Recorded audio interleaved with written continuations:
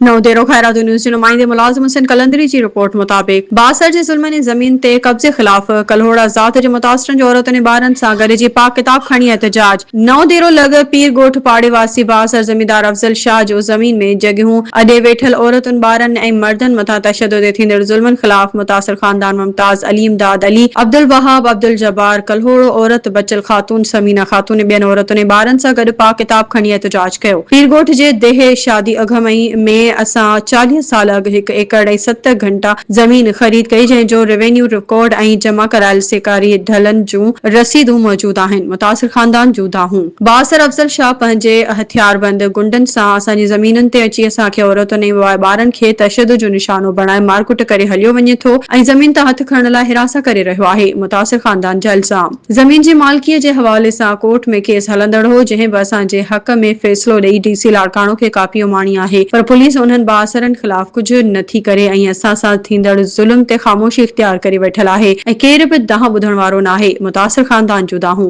अफ़ज़ल शाह असांखे ज़मीनुनि ते फसल पोखण बि नथो ॾिए ऐं राति जी ऊंदाहीअ में हथियारबंद वठी औरतुनि ऐं ॿारनि खे यरग़माल बणाए असां मर्दनि मथां तशद्दुद करे ज़मीन ते लॻल लोढ़ा बि पटे छॾिया आहिनि ऐं वॾी दहशतगर्दी करे असांखे हिरासत करे रहियो आहे। मुतासिरनि जा इल्ज़ाम हुननि पीपी चेयरमैन बिलावल भुट्टो ज़रदारी सदर Pakistan Asif Ali Zardari MPA Faryal Talpur IG Sindh DIG Larkana ऐं कमिश्नर लाड़काणो खे अपील कई त असां ग़रीब मिसकीननि सां थींदड़ ज़ुल्म ऐं ॾाढ जो नोटिस वठी अफ़ज़ल शाह मथां दहशतगर्दी जो केस दाख़िल करे असां सां इंसाफ़ करे ज़मीन तां कब्ज़ो ख़त्म कराए ॾिनो वञे। मुतालबो